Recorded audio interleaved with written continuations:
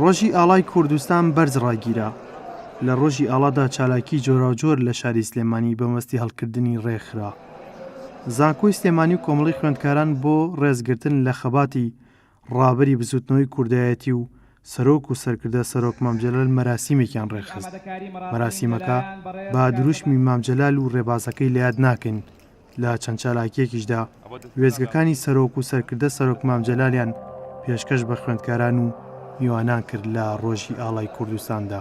لە یادی ئاڵای کوردستانە لە هەمان کاتا بەرژڕاگرتنی ئاڵا وەکو یادێک لە هەمان کاتا یادی جەنابی مام جەلال دامەزرێنەری زانکۆی سلێمانی و ئەو کەسەی کە لە مێژووە تەنها بۆ ئاڵای کوردستان چەماوەتەوە هەروەکو چۆن قازی نەمر لە کۆماری مەهاباتە هەمان شێوە مام جەلال وەکو سەرۆک کۆمارێک گەورەترین خزمەتی بە ئاڵای کوردستان و کورد و کوردستان کردووە. بۆیە ئەمڕۆ سەر ڕایبەرڕاگرتنی یادی ئاڵا لە هەمان کاتا ڕێز و وەفاداری زانکۆی سلێمانی و خوێندکارانی زانکۆیە بۆ دامەزرێنەری زانکۆکەیان کە جەنابی مام جەلالە. مەراسیمەکە وتاری تایە، چالاکی تایە، پێشانگای وێنەی جەنابی مام جەلالی تایە، هەڵکردنی ئاڵای تایە، فیلمی دۆکیومنتاری تایە.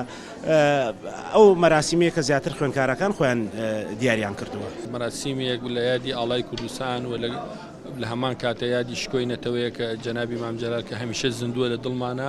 ئێمە وەکو زانکۆی سلێمانی خۆمان بە قەرزاری جەنابی مام جەلالە چووکە یەکەم کەس بووە کە بەردی بناغە و دامەزرێنەری زانکۆی سلێمانیە.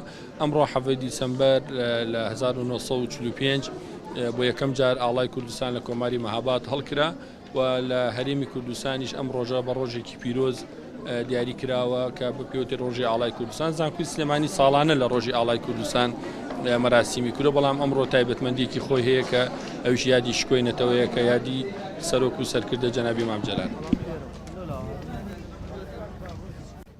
لە درێژەی چالاکیەکانی کۆمەڵی خوێندکارانی کوردستان هەر لە ناو زانکۆی سلێمانی پێشەنگایەکی وێنەی سەرۆک مام جەلالیان کردەوە و دواتریش هەرێک لە هێرۆ ئیبراهیم ئەحمەد و شاناز ئیبراهیم ئەحمەد ئاڵای پیرۆزی کوردستانیان لەگەڵ لایەنە پەیوەنددارەکان لە ناو زانکۆی سلێمانی هەڵکرد. کۆمەڵە خوێندکاری زانکۆی سلێمانی کە خۆبەخشانە هەستا بوون بە سازکردنی ئاهەنگێکی قەشەنگ بۆ ڕێزنێنان لە ڕۆژی ئاڵاوە لەم یادە مەزنەدا یادی هەواڵی چالاکیەکان و ڕۆڵی هەواڵ مام جەلال بۆ زانکۆی سلێمانی بەرز نرخێنا و ئێمە دەستخۆشیان لێکەین و زۆر سوپاسی ئەو کۆمەڵە خوێندکاراکەین کە هەستان بە ئەنجامدانی ئەم کارە.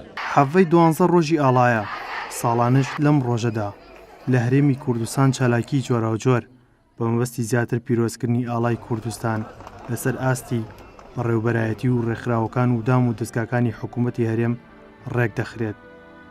چونکە ئاڵای کوردستان مژدەیە بۆ ڕزگاری یەکجارێکی و هەردێتە دی دەشەمزێ و دە ئاڵۆسکێ ئەمما قەت نانەوێ. ئەحمەد ئیسماعیل، گەلی کوردستان، سلێمانی.